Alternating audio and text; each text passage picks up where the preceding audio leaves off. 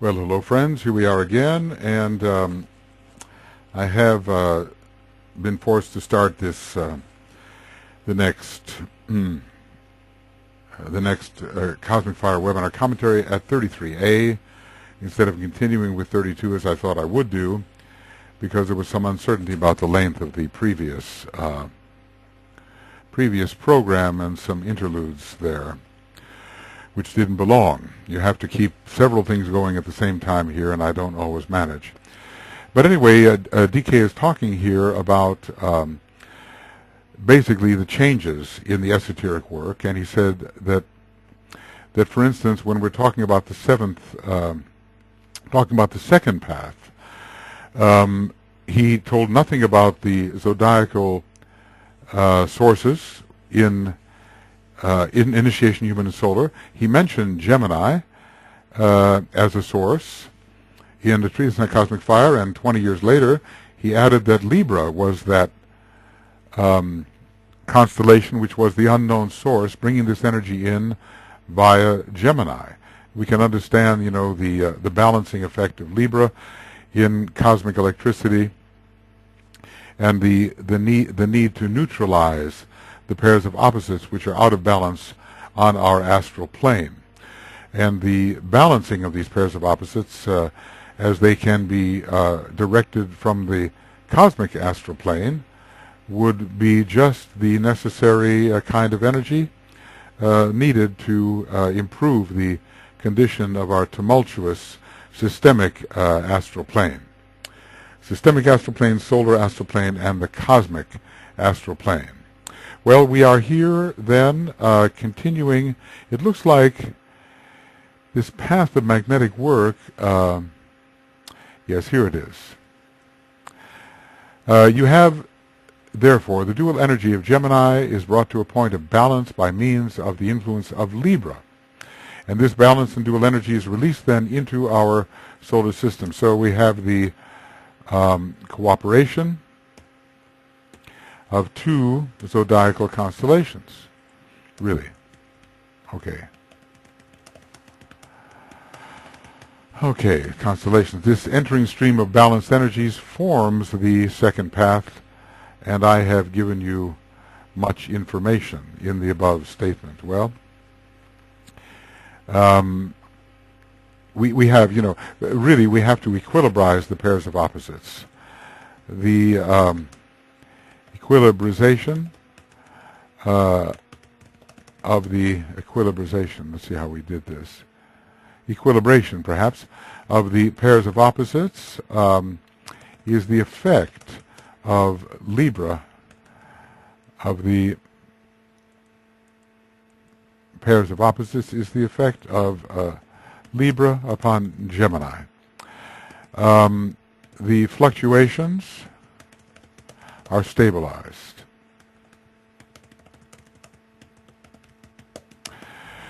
Well, yeah, and this we have to realize too, the fifth ray monads who are on this path can be considered closely related to these two signs, in which fifth ray Venus is so prominent. Venus is used in the tranquilizing of the astral plane at the second initiation, and in the process of fifth ray deglamorization, that beam of light from the Ajna center. Deglamorization. Okay, add to the dictionary. Well, friends, I could have, I think, we'll have to do a review on this. I think we have to do a review on this path of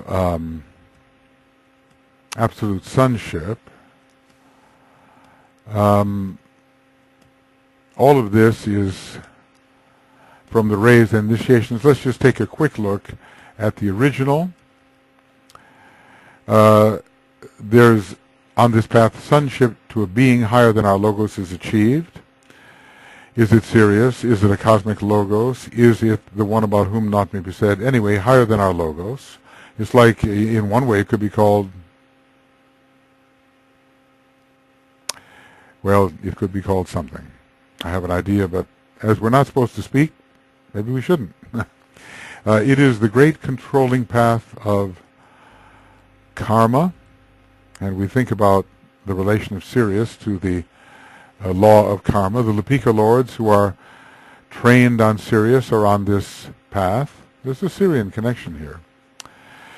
And those who are close to the logos in a personal sense pass on to this path. Now, well, I want to say think of the intimacy between Sirius and soul. An analogy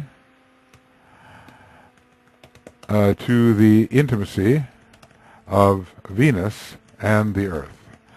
So the intimates of the logos are found here, and they know his wishes and carry them out. It's almost like you say, are they in his ashram?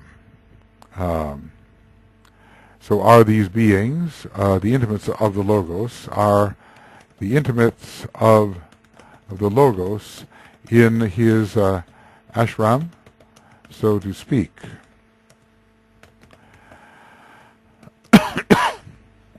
Does he instruct them in some way? Well, maybe so. They don't all have to be planetary logoi. The planetary logoi can go on to other paths and other great possibilities. They can be Ray Lords and so forth. 4 Maharajas may be here. They know his wish, his will, his aim. They carry out his behests, and they keep the balance, I think, through karma. These beings keep the balance. Well, he pretty much said the same thing in the next. And then he said, yes, and we talked about this quite a bit, how it leads to inconceivably high cosmic states which are as far from the consciousness of the human being as the ego is from the atom of substance. I don't know if I've ever seen such a wide discrepancy described. Then we went into rays and initiations. This mysterious path leads to a triangle. Well, it involves the Great Bear, and it involves the solar logos through the heart of the sun, and also the 7 major planetary logoi, who are the 7 spirits before the throne of the solar logos. The triangle is in the nature of an open door, and I suppose those who tread this path can go through the triangle, and also great lives from the other side can influence it. So the path, one of the paths produced ultimately, and notice that word ultimately, because this word ultimately,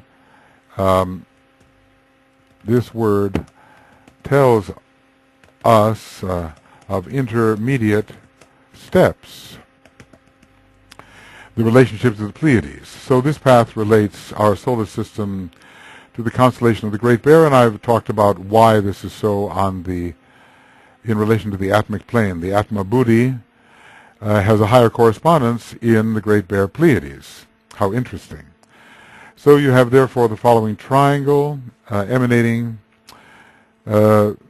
emanating from the Great Bear, from all of it, I suppose, not just from 1 or 2 stars, another from the heart of the sun of our solar logos, and another from the 7 streams of energy, so which are planetary. So we have the 3 aspects of divinity, all represented. Okay. So it produces an open door of connection to the wider universe. Let's call it that. Open to the wider universe. Those lives beyond the triangle, beyond the Great Bear, what are they? Can affect our solar system and the planets within. And it's an uplifting triangle because the non-sacred planets need this energy to bring them to the point of liberation, which is the fourth degree. In a series, I suppose, what I have questioned, is their point of liberation this fourth degree in the lesser series of cosmic initiations, or is it actually the cosmic fourth degree, which depends upon scheme rounds and not just upon chain rounds? And somewhere I think I've answered that. My impression is that the real liberation is cosmic, the higher cosmic initiations for the planetary logos.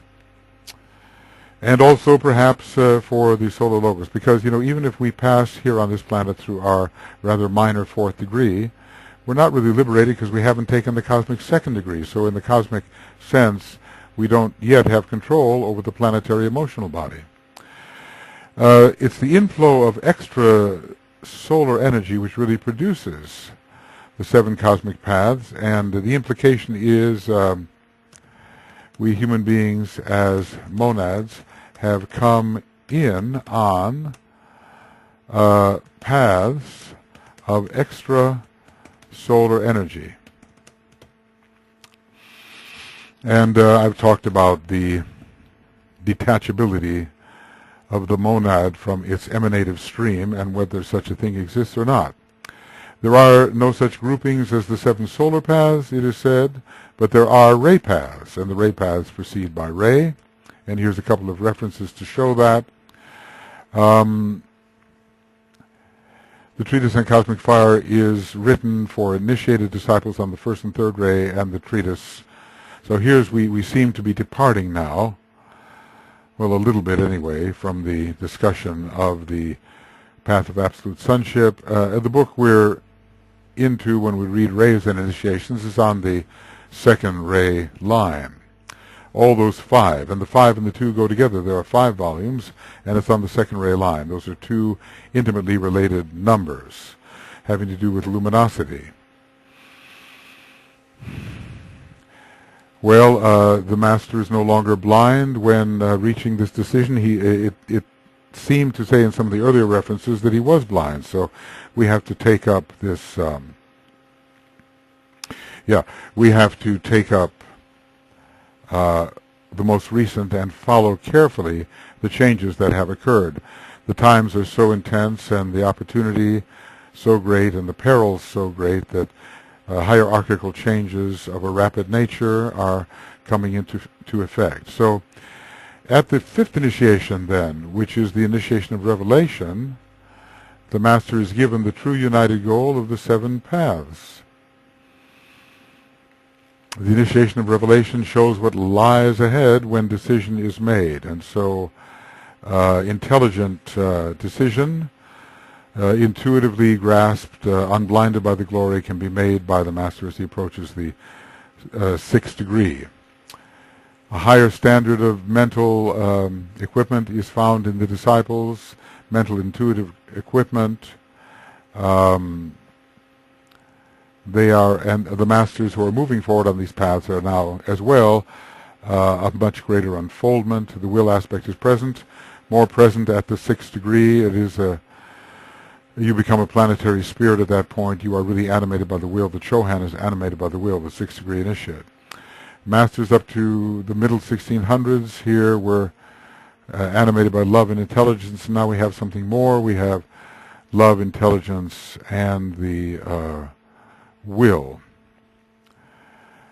So many changes in hierarchical work, which DK goes on to describe, but I'm not going to get into that right now. When I do the latter part of the rays and the initiations, I will deal with that as much as I can.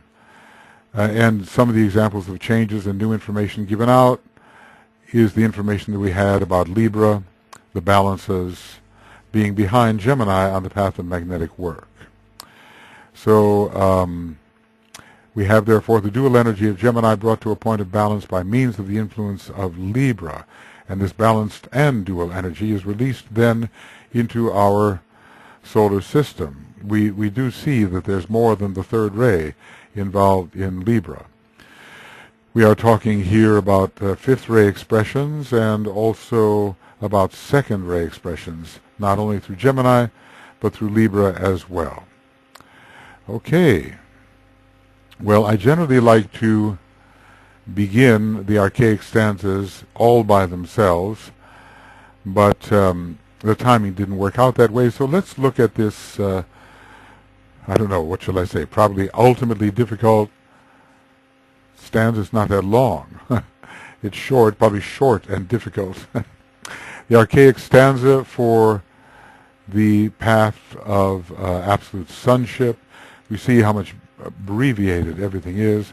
So we'll go to Cosmic Fire, page 1281, and we'll see that this is, in fact, the stanza 4. So these are quite early on in the process. And the other path was stanza 6. Stanza 4. One wonders then whether the number 4 is related to this path of absolute sonship. So, that which hath no beginning and no end, that which is seen and yet remains unknown, that which we touch and yet find unattained, that is the one who passeth on his way. Okay, well, I'll come back and see what it means. That which we call the Father and the Son, that which we deem too high for words to grasp, that which the Mother deems her Lord and God, that is the one who mounts the cosmic stair. That which is seen when each point of heavenly light sends out its beam upon the midnight blue, that which we hear in every cosmic note and sense beneath the sound of every form, that is the one who chants the heavenly lay and lends his light to swell the cosmic fire. That which is known by every son of God who masters step by step the path of gold, that which is heard by every Deva Lord who hears the word go forth as the aeons pass away, that which sounds forth the triple cyclic Om, reserving yet another sound for higher cosmic planes, that is the one unknown, the unrevealed, the one who chants a note within a cosmic chord. That which in every eon cometh forth and passeth through his cycle upon a cosmic path,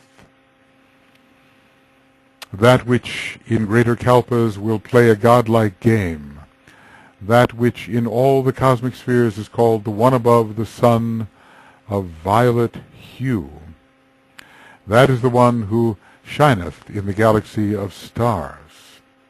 Such is the way to whom the sons of glory give everlasting, such is the one to whom the sons of glory give everlasting homage as he passes on his way. To him be glory as the Mother, Father, Son, as the one who hath existed in the past, the now, and that which is to come. Well, you know,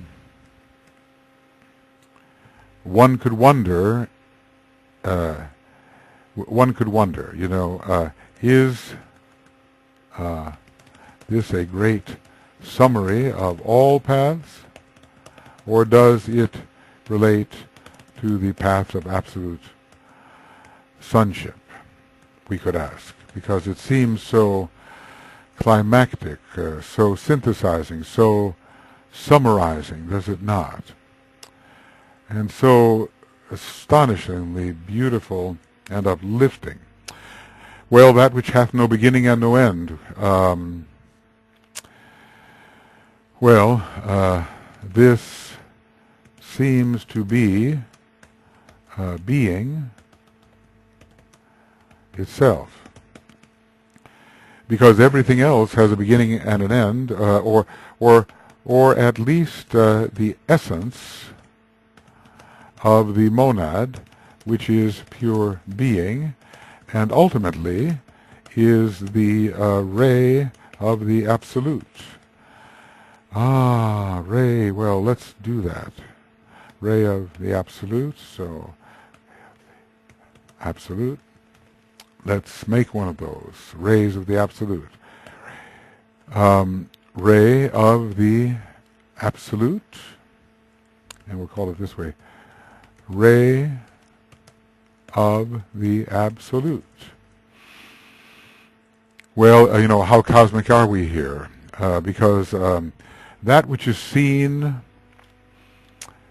because we rather than speaking of the absolute and absolute being, we can speak of the essence of absoluteness found within every being, that which is seen and yet remains unknown. Well, we have to go back here, because I want to show you something.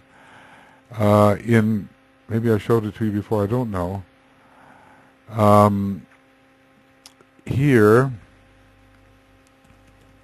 the Blessed One is, and tell me if these don't seem like, well, maybe it's the Blessed Ones. Let's try that. Okay. Here it is. When I read this, see what you think. From page 32. The quality of life fades out, it flickers and is gone, yet the Blessed Ones at will. Yet the Blessed Ones reveal at will that quality. Mayavarupa-like, I suppose. The color pure remains. The nature of life and form fails to appear. It flashes forth a little while, then disappears. The Blessed Ones at will can take a form, and yet are not the form. The seven great rays sweep into manifested life. They are, and then are not. See? What did we just read here? Okay, it says that which is seen and yet remains unknown, that which we touch and yet find unattained, that is the one who passeth on his way. Okay. That which hath no beginning and no end. It's very similar.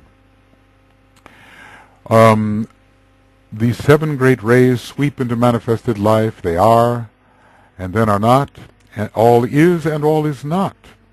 But the Blessed Ones at any time can sweep forth into manifested light. They carry then the potencies of spirit to meet the need expressed. Light holds them not. Light is matter. Their purpose is not imprisoned. Their will is not subdued. They appear and disappear at will. An expression of the truth of this can be seen in the Buddha. He tells us, appearing and disappearing. Naught holds the Blessed Ones, neither the deities nor form, neither desire nor mind, nor any quality of life. Pure life they are, pure being and pure will, pure love and pure intent. This is all that unenlightened man can grasp, and only that in part. And here, these are the contradictory statements, paradoxical statements, which tell us about the pure essence of spirit, I think. The Blessed Ones are not, and yet they are. The Blessed Ones know not, yet know all. The Blessed Ones love not, yet offer love divine. They are love. The Blessed Ones remain not, yet all, or remember not, yet all is recollection. The Blessed Ones remain in isolation pure, and yet at will can take a form. The Blessed Ones dwell ever in the high and lofty place, yet oft can walk on earth in light phenomenal. The Blessed Ones manifest not through form, yet are all forms and all intents. And it goes on in many pages, he says, but I'll just include these from page 33. I'll include them in green, like this, and make it much more compressed. Okay, much more compressed, because it's just too big. Right now, I'll make it even 8. That ought to do it. So we're dealing with Esoteric Psychology 2, page 33. Okay. So here we are. That which hath no beginning and no end. You see, it could be the absolute, but some things that are said about it make it seem like absoluteness within form. That which hath no beginning and no end. That which is seen and yet remains unknown. See, the Blessed Ones are and yet they are not. Yes, this needs to be brought into that tiny script so we can differentiate it. That which is seen and yet remains unknown, that which we touch and yet find unattained. We can, thinking that we are what we are, we can never attain it. We must divest ourselves of all false identifications. We do not need to attain it, we are it. That is the one who passeth on his way. Now, if the one were the absolute being, it would not pass on its way. But if the one is the monad in extension, or yes, the monad in extension, or the universal being as the many monads, then each monad will pass on his way. And yet it will be naught but pure being as the essence of the monad, which is moving towards the source through monadic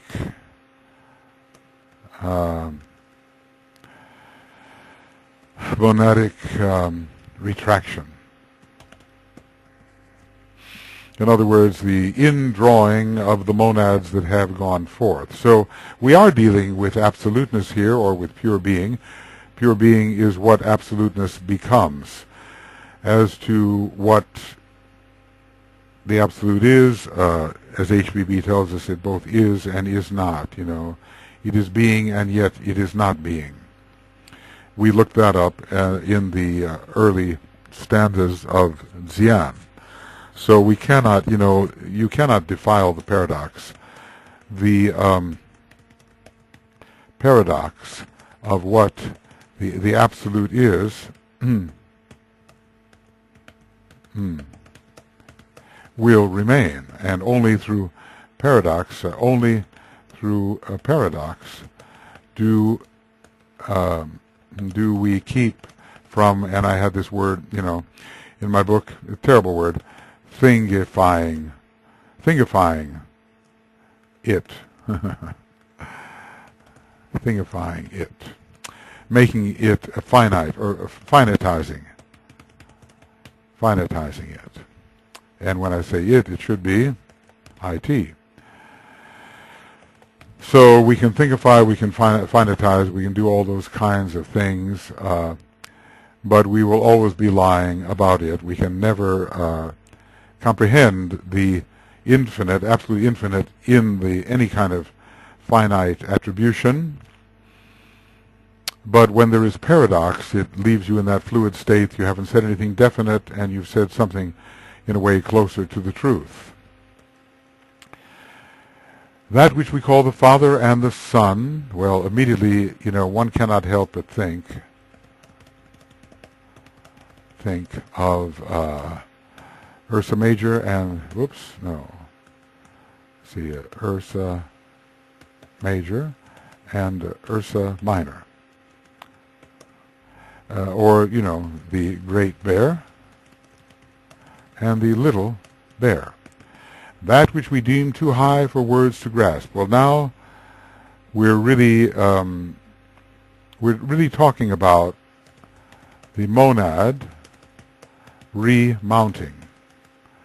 We may think that we can grasp what the monad is when it is the human monad, but the human monad is the one monad. And can we grasp that? Probably not. So, but it's moving. It's moving. You see, this is that which climbs the stair and which journeys on the cosmic paths. That which the mother deems her Lord and God, that is the one who mounts the cosmic stair. So let's just say that matter deems the monad as her Lord and God. This is we can call it relationship between spirit and matter. So we really are dealing with ultimates and this absolute path, the final path, but, you know, it's not really the final path, and what would he say of the others, because certainly they too have to be listed in the archives. That which is seen when every point of heavenly light sends out its beam upon the midnight blue.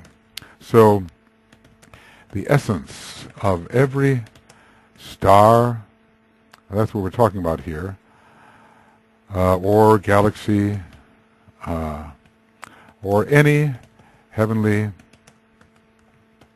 being. But what is seen? One thinks one sees light, but what does one really see? Okay, one sees the pure being. That which we hear in every cosmic note and sense beneath the sound of every form. It's behind all sound. So behind all sound, behind all light, it is that which causes vibration. That is the one who chants the heavenly lay and lends his light to swell the cosmic fire. Well, now we seem, of course, it is the monad, but as well, we may be specifying it now as the supercosmic logos,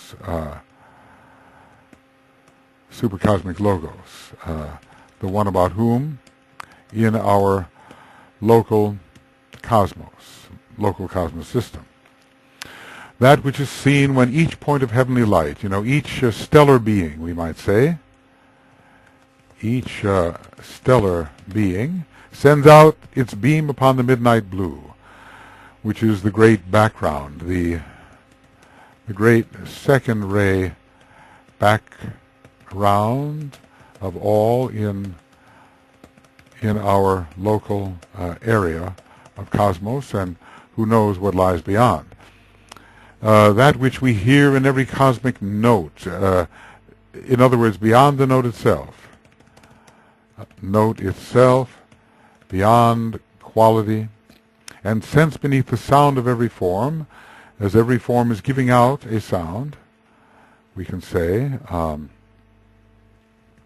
as every form is giving out a sound, that is the one who chants the heavenly lay and lends his light to swell the cosmic fire. You know, ultimately this one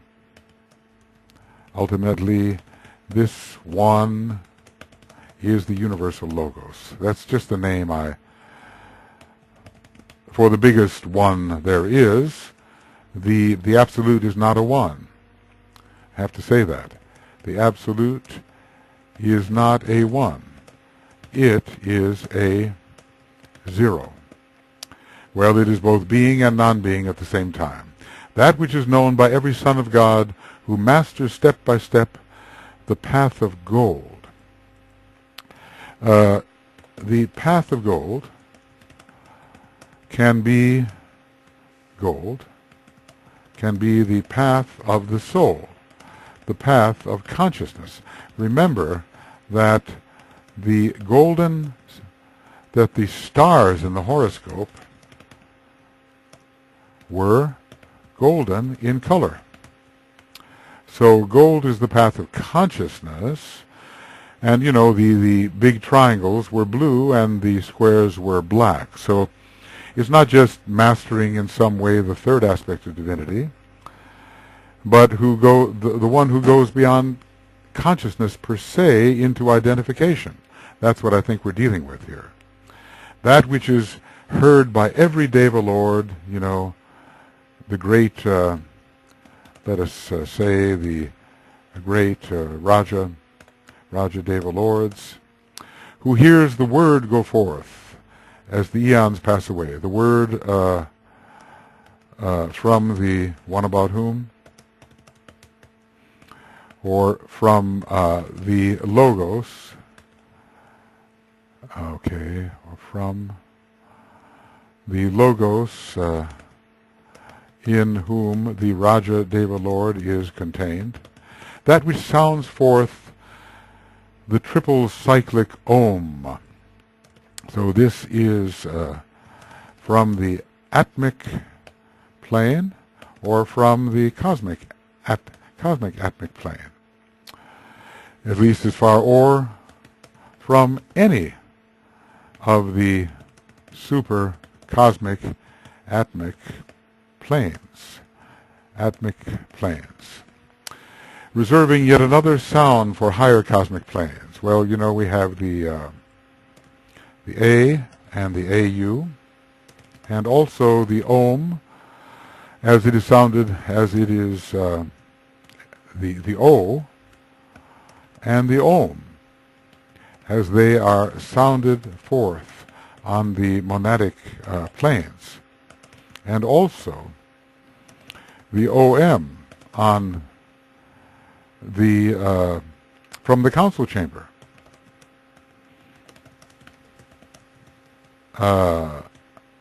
And any higher correspondences to the council chamber. You sometimes might think, well, okay, the OM is just the word of the soul. It only will sound on the higher mental plane, but no, it's sounding on all the cosmic ethers, and Sanat Kumara in the final rules is sounding forth the Om. As we remember, correspondences, you know, just looking at this, we go here to the rays and initiations, just around page 23 or something like that. And, well, first of all, even right here, then let them know the meaning of the Om, and let them hear that Om as it is sounded forth by him who stands and waits at the very center of the council chamber of the Lord.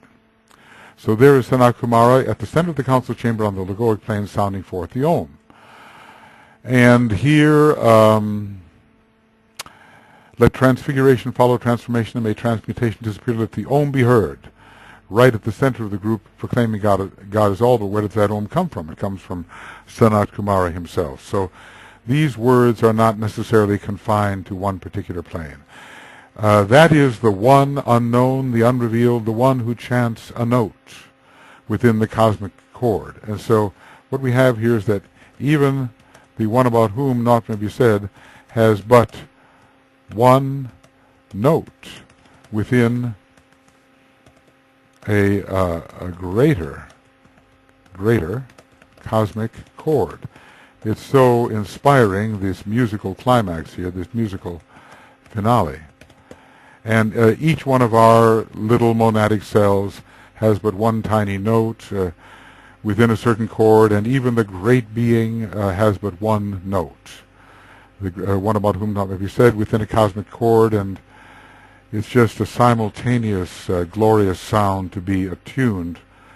Finally, maybe, you know, all notes sounding together in perfect harmony. How that would be, we don't know.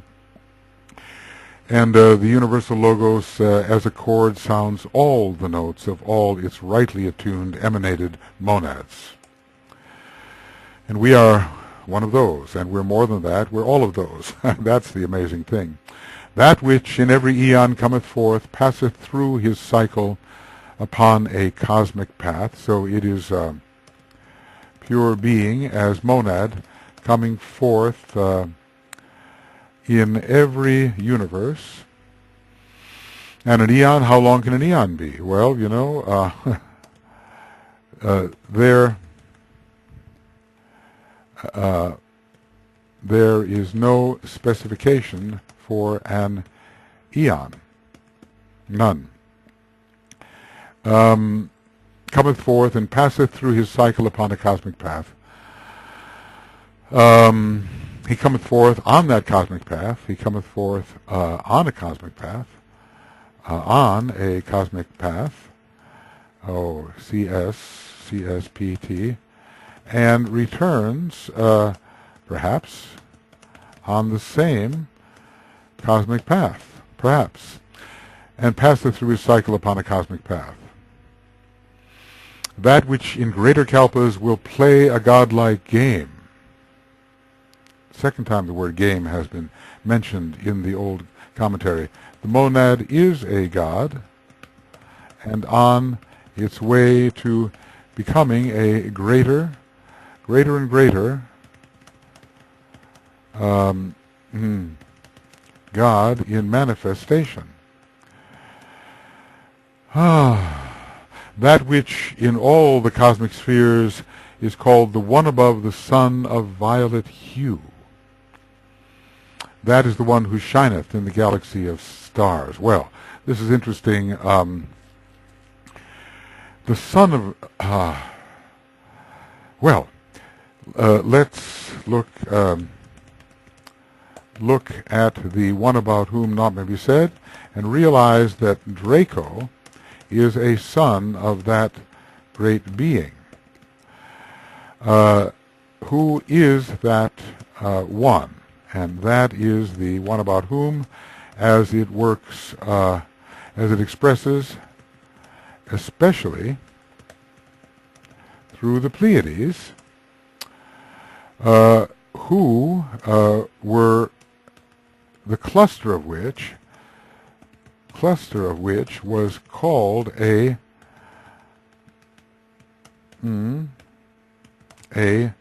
galaxy of stars. So Draco is very high and very related to the Pleiades as cosmic Buddhi. As cosmic Buddhi comes through both. But, a galaxy doesn't necessarily mean, let's just say, in this writing, a galaxy does not necessarily mean an, quote, island universe, but a cluster, even. Well, we somehow, what is it, on page 611 of, somewhere there, of esoteric astrology. Let's take a look. 611. No, it's not going to be 611. It's going to be signs as concentrated. Signs as concentrated influences. So here it is, and I just better, in the understanding of the significance of the distinction between constellations as galaxies of stars and signs as concentrated influences, will come fresh light on the science of astrology, and about that I did speak, did I not? So even, and I'll bring this in. It's 621, not 611, but a cluster of stars, cluster of stars. So here, okay, here we go. And we'll make this very small. Esoteric astrology, 611. No, 621. All right, so going on, here, here, here, and here. All right. So even the constellations were considered as galaxies. That's what I wanted to say in those days. We didn't have the same astrophysical knowledge, and DK is not allowed to give away certain secrets that man has to discover for himself. So even constellations are called galaxies of stars. So certainly The Pleiades are called that. Such is the one to whom the sons of glory give everlasting homage as he passes on his way. Well, who's passing on his way? You know, the universal logos is every monad. He is the one monad and every monad. And to him be glory as the Mother, Father, Son. He is all of those, and the one who hath existed in the past, the now, and that which ever is ever to come. So we can say that here we are not dealing only with the one about whom not may be said, but one who is incomparably beyond the one about whom not may be said, and of course of the universal logos, nothing really can be said, except that it is hypothesized to exist. It's so inspiring, you know, so inspiring. You kind of wonder, absolute sonship, if you think about it. There is the one, and the universal logos, and every one of us is its son emanation. So we are ultimately in absolute sonship to it. Sonship to it. All of us. And some are on the path where this is going to be realized sooner than later.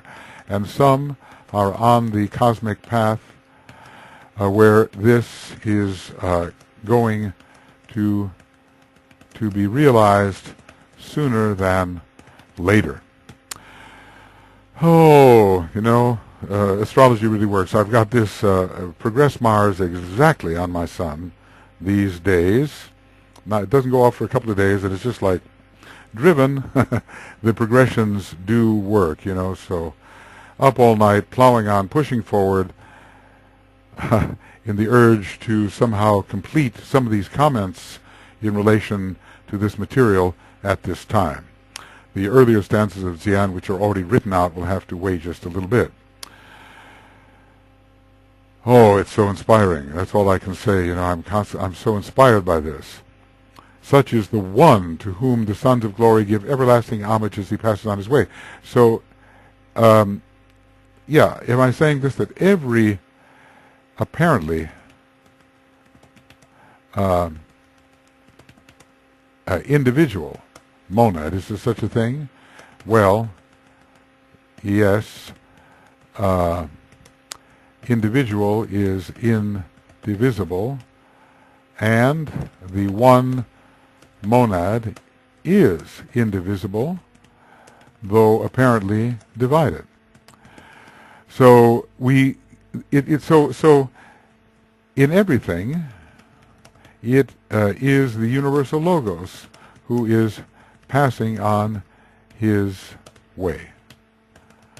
To him be glory as the Father, Mother, Son, because he is all those things, you know, that from the one came the Spirit and Mulaprakriti, and out of them the Son, and the one is all of these. And the one who hath existed in the past, the now, and that which is to come, it is only and ever this one. This is the one of one being only, as a infinitesimal extension, what can you call it? Reflection of the one being, beingness only. So it's not just the one about whom not may be said. Of course, that one is here in terms of our local cosmos, but it's the great cosmos, and so absolute sonship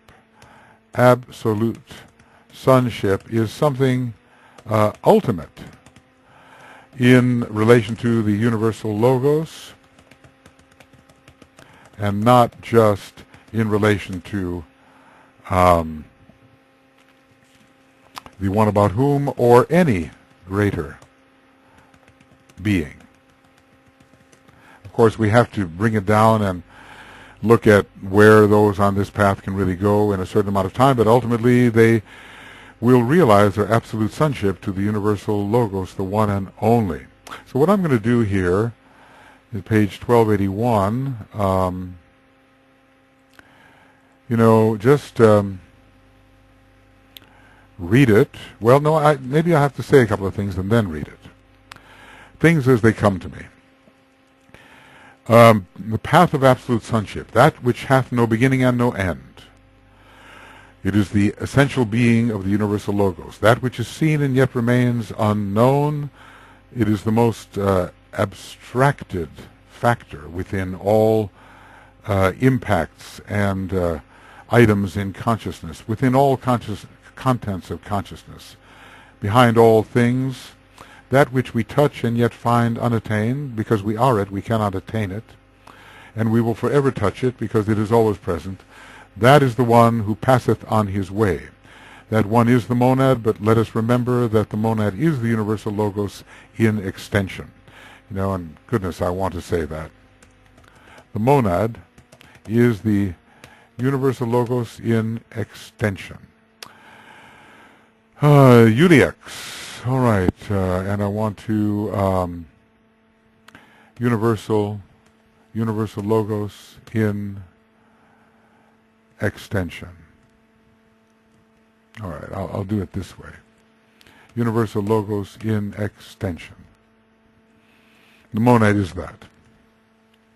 So let's see if I can make it work, and we'll say universal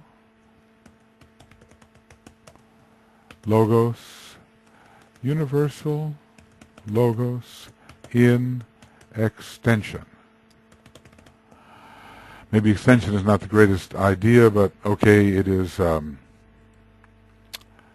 universal Logos in extension. So going back, the monad is that which we call the Father and the Son. The universal Logos is the Father and yet the Son, that which we deem too high for words to grasp. Well, any of the great gods would be too high. That which the Mother deems her Lord and God, which is the one Spirit as an emanation of the universal Logos, that is the one who mounts the cosmic stair, because each one of the ones who mounts is really that and only that. That which is seen when each point of heavenly light sends out its beam upon the midnight blue, any demonstration of light of a heavenly being, that which we hear in every cosmic note and sense beneath the sound of every form. It sponsors every vibration, every note, every color, every expression of light.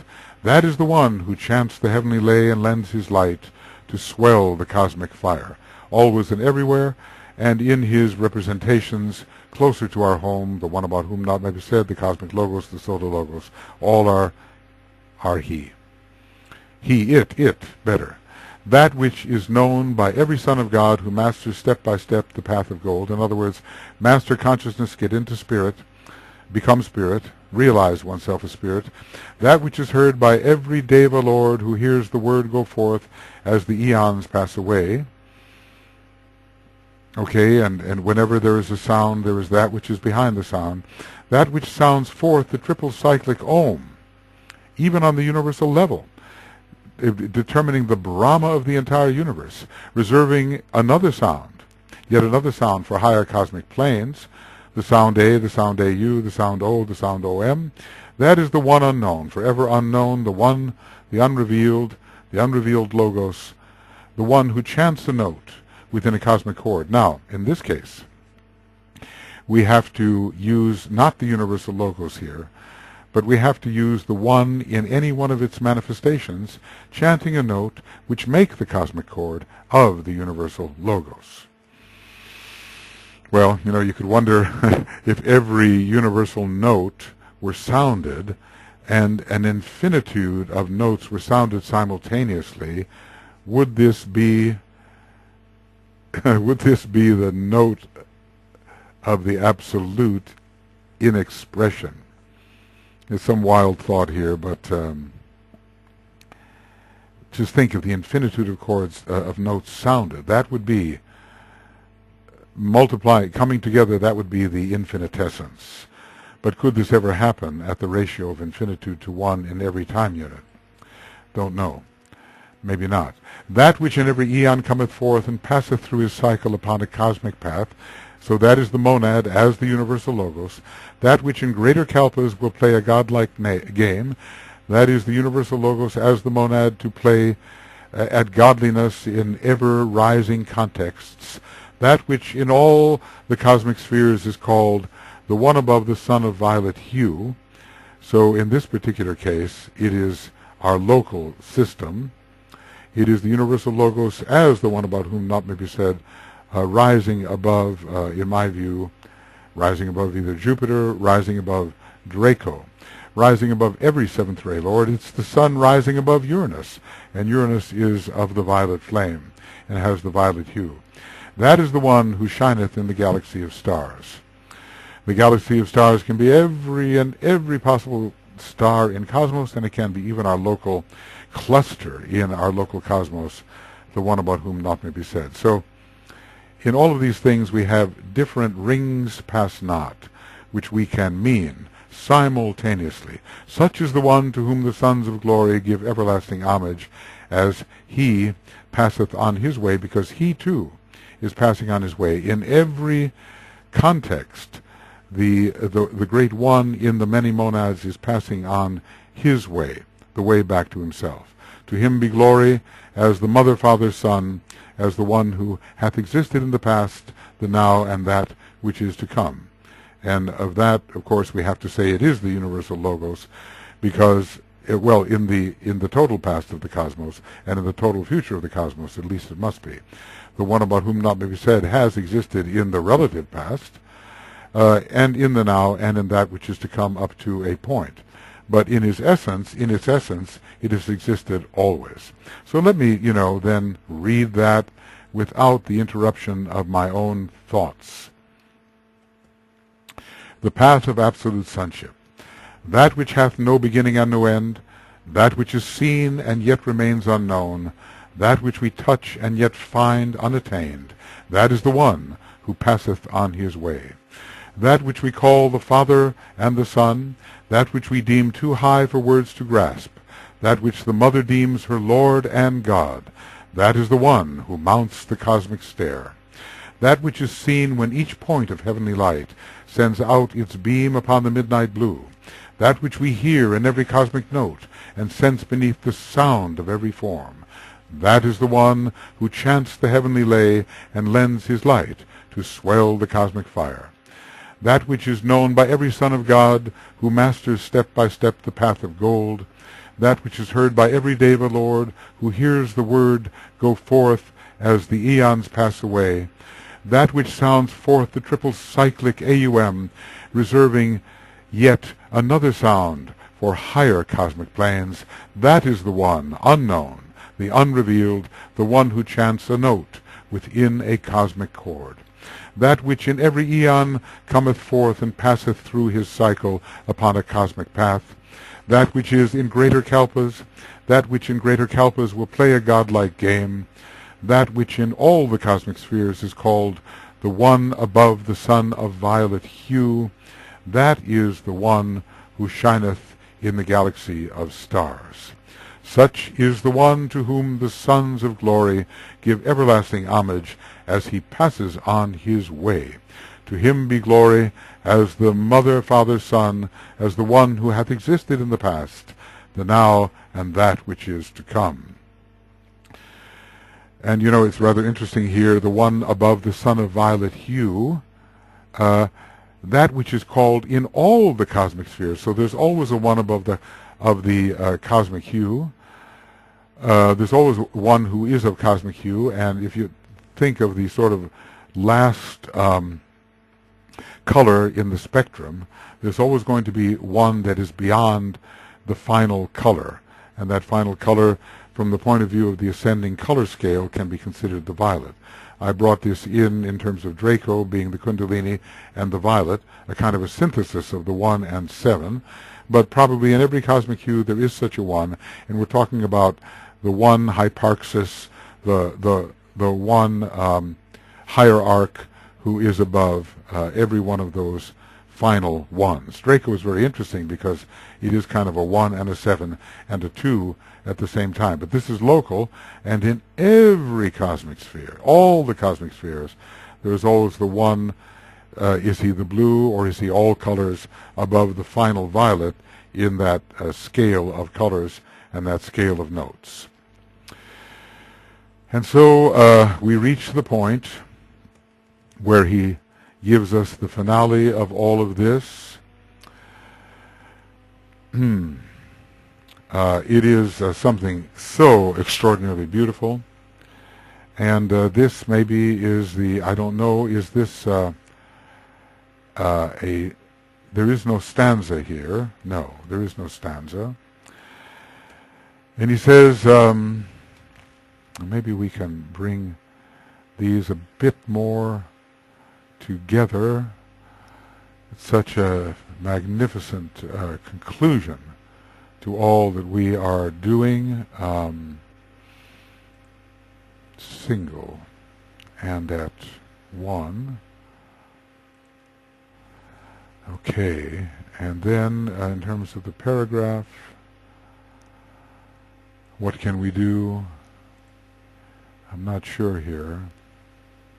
Point 6 line. Would this be a 2? Would this be a 2? No, no, no, no. That won't do. That won't do at all.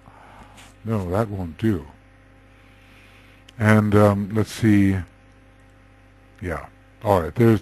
There's one between each. So now I see a paragraph between each, which, if we want to get the idea, we can eliminate so that we can see it all in the same place,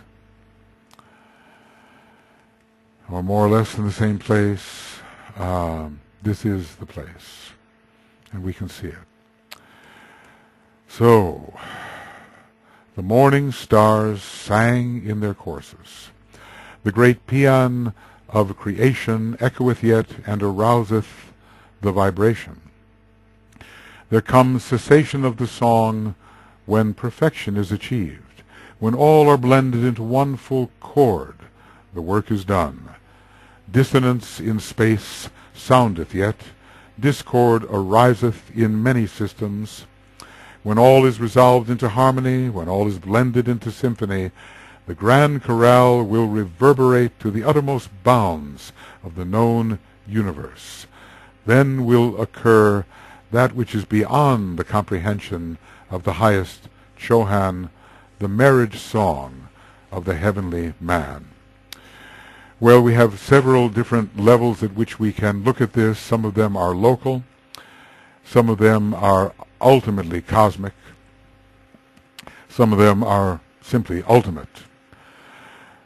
So the morning stars giving hope and promise sang in their courses, and stars have courses too, don't they? Stars have their own revolutions and progressions through space, according to the first ray. The great paean, the great song of praise of creation, we'll call it the song of praise, because when you have a victory, there's a paean song to celebrate your victory. Paean song of creation echoeth yet and arouseth vibration. And we are looking for the time when there is no vibration. We look towards the time when there is no vibration. Then there comes cessation of the song when perfection is reached, always the fulfillment of the archetype, whatever being it may be, whatever sphere of being may be in question. When all are blended into one full chord, the work is done. In any being within the universe, it is harmony that signals the end, ultimate harmony. It is harmony which signals the end of any system, including any universe. Dissonance in space soundeth yet. This is true of every system, especially the ones that are manifest. Maybe some have achieved their own temporary harmony, but space is one great thing. And when we think of the entire cosmos, of the entire expression of the universal logos, dissonance in space soundeth yet. It has not been resolved. Discord ariseth in many systems, maybe not the same in all, but in many. And when all is resolved into harmony, when all is blended into symphony, and let us remember that our Sanat Kumara is creating a great symphony, and our Solar Logos is Solar Sonata, and we could say that any great Logos is creating a symphony, including the ultimate symphony of the ultimate composer, the universal Logos. The grand chorale will reverberate to the utmost bounds of the known universe, and is there an unknown universe? And one day, if so, then the grand chorale must necessarily reverberate there as well. See, this is not necessarily the final statement, but it has implications related to the final statement. Because, you know, what we can say here, we can mostly say of any being, including the universal Logos. But it can't be universal because a marriage song is involved here, so it still has to be within the realm of cosmic duality. Then will occur that which is beyond the comprehension of the highest Chohan. And let us say, well, Chohan in what system? The marriage song of the heavenly man. Now, a heavenly man is a planetary Logos, but we can take this term far beyond that of a planetary Logos, a grand heavenly man, a cosmic logoic man, a super constellational man, a galactic man, on and on and on. We can take it. And as long as we're still within the realm of cosmic duality, there will always be, in the great absorption, a merging with the polar opposites until only one is left. There will always be a merging with the polar opposite until only one is left, and that one is absorbed into the one, who is the zero or the absolute. So even then, the opposites, I like this one, I think, the opposites of the boundless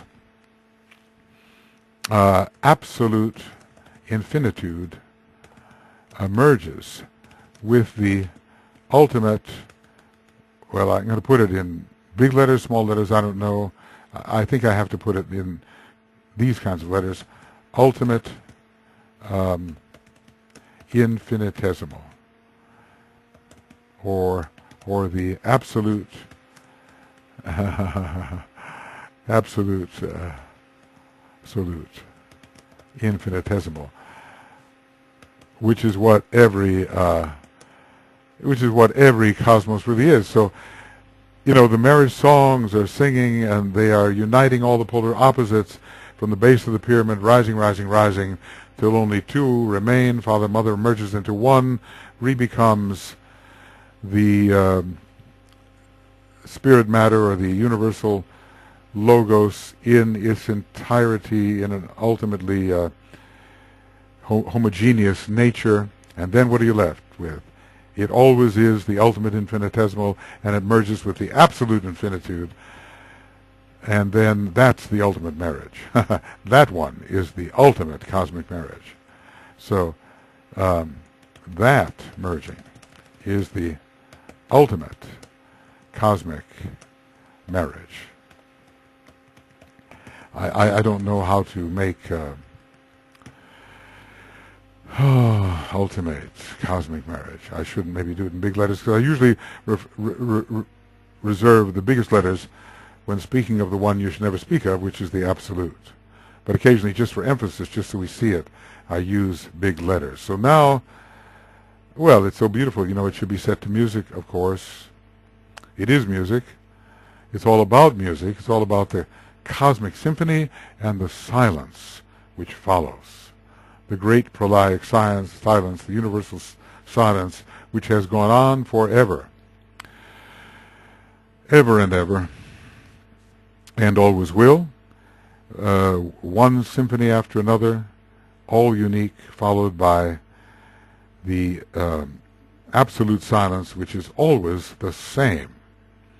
So an infinitude of differences, which are ultimate infinitesimals, and the sameness of the silence. Of course, you could wonder as well whether, well, you know, once you reduce the one of every cosmos to, you know, or see it as the ultimate infinitesimal, are they equal as well?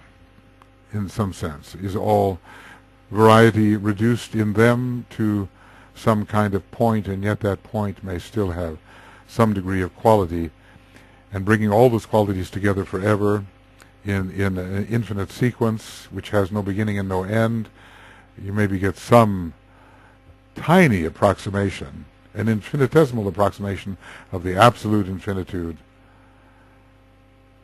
of the zero, the nameless one. So what I want to do then is just read this without my own interference. You know, who wrote this? I mean, the Tibetan translated it from someplace, didn't he? He translated it from someplace, but this had to have been written in some sacerdotal language by a very, very great sage, maybe not human at all, who knows. The morning stars is called finale. So the morning, oh, get that picture out of there. Okay. The morning stars sang in their courses. The great paean of creation echoeth yet, and arouseth the vibration. There comes cessation of the song when perfection is achieved. When all are blended into one full chord, the work is done. Dissonance in space soundeth yet. Dissonance in space soundeth yet. Discord ariseth in many systems. When all is resolved into harmony, when all is blended into symphony, the grand chorale will reverberate to the uttermost bounds of the known universe. Then will occur that which is beyond the comprehension of the highest Chohan, the marriage song of the heavenly man. Oh, well, takes your breath away, doesn't it? Does for me, but not so much that I can't say something else. Okay. You know, the uttermost bounds of the known universe, so we're dealing with an encapsulation here, because there's always beyond the ring past not, however great, a still greater universe until the final ring past not is reached. So there's always going to be the unknown universe up to a certain point. And we're talking about the singer being within a known universe. Could be a galaxy. You know, I mean, it could be groups of galaxies. It could be, you know, it's still bounded in a way. The universe is always bounded by the boundlessness. Consciousness itself creates the bound. Self-consciousness creates the bound. It's universal egoity in a way. So we're talking about the rising up of different types of beings and their song reverberating to the ring past not in which they recognize themselves. But beyond that is the unknown, and as they rise in identification, they will recognize themselves as more. And as they do so, their boundary will expand. So always there will be a merging here of the the unit with its polar opposite, no matter how great the unit is, until we come to the final three. We might say the Father, Mother, and the Absolute. Well, maybe we should consider it a Trinity, but the Son has to be reabsorbed in a way, and then the Father, Mother reabsorbed into the One, the unmanifested, unknown Logos, and that One, as the ultimate infinitesimal, is merged then with with ultimate beingness. You know, the indescribable, the absolutely unwordable, unthinkable, absolute. Well, okay. This is still, I think, 33A. Is it 33A? I think so. It's over. Yes, it's over, of course. It's going longer than I thought. But what else is new? It's 33A. And what I want to say here is that I'm not going to read anything that follows this, because the certain hierarchical changes,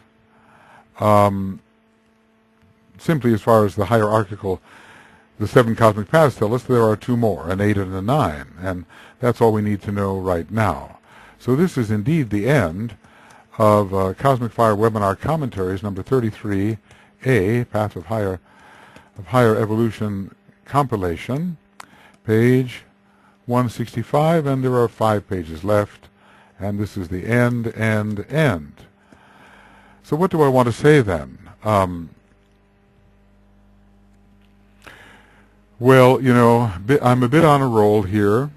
I've done a lot of work in Kriya and Cosmic Fire, maybe over a 5-year period, and was meticulous, as much as I could be, in writing out these written commentaries. Those written commentaries went up to page 1194. Now here we are on 1283, so we're about 90 pages.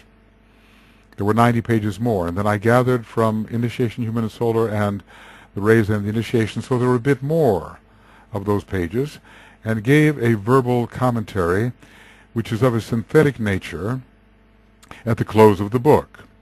There is an earlier part to this book, which are the stanzas of Dzyan. They cover about 15 pages or so. They are important stanzas concerning the different phases of the process within the Ageless Wisdom. I've written them out, and I will send them to Makara so that they can accompany this whole thing. And later I will, I don't know how much later, maybe relatively soon, I will take up those stanzas and look at my writing and see if additional thoughts can be found which will tell us more or offer thoughts about what those stanzas could mean. That's all I'm doing, really. I'm just offering seeds of thought. It's a very Aries thing to do. I'm pardon me, looking for no final conclusions, because it would be simply a hubris or pride to think there are final conclusions when the ignorant speak. I am the ignorant, but I'm the speculatively ignorant and reaching out for greater vision, trying to add to our little portion of cosmic vision, trying to add something to the divine vision on the Buddhic plane, adding something that will become one day realization, trying to give threads of thought to the listener, to the reader, which will help the reader, listener, thinker arrive at augmentations of this vision, or variations of this vision, or something more meaningful to him or to her, if we still live in this world of duality. Helping the monads who are in the process of return, being the one being that they are, to return more successfully on their paths. The vision will always inspire, unless there is someone who's just terribly afraid of it, and even that they will outgrow. So to present a cosmic vision, when all of us are trapped so much in the concrete mind and in concrete egoity and limiting ourselves within ring past knots which are only temporary. To present a cosmic vision is what DK has done. He's done it in a masterful way. He is a master, but how can we assimilate any of this? How can we make it our own? Except by thinking about it, in thinking about it and entering the transcendental mind even and intuiting something about it.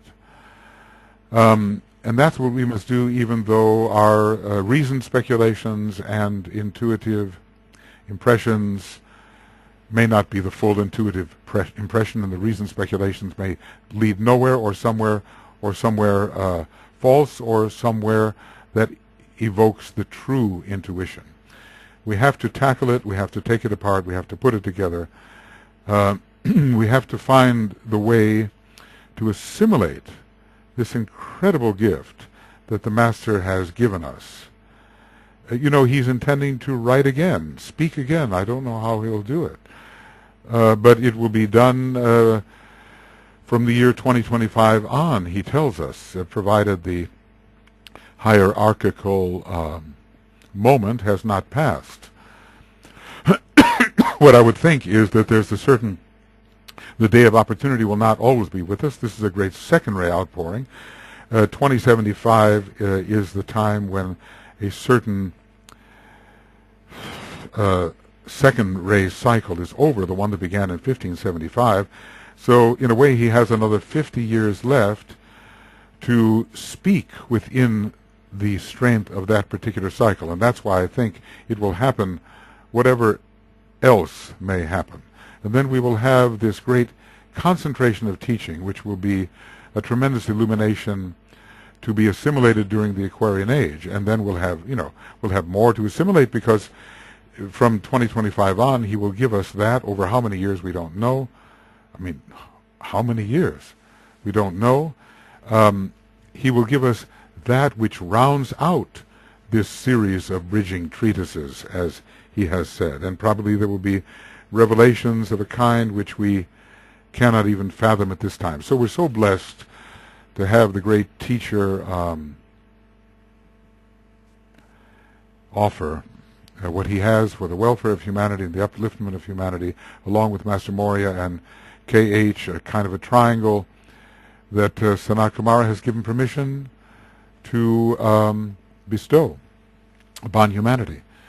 All or as much as humanity may be able to assimilate in this time, and thus leaven the mass consciousness into individual consciousness, individual into group, group into universal.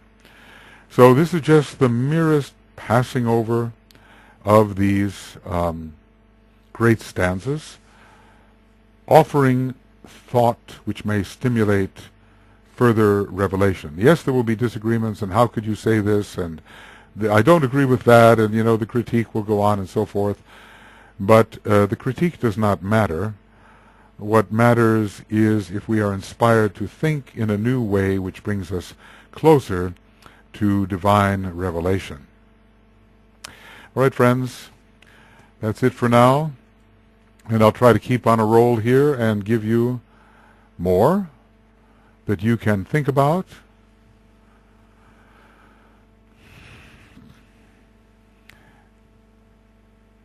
As you pursue, as you the one, pursue your path, as you, the universal Logos, in all of your emanative extensions, pursue your path back to pure self-being.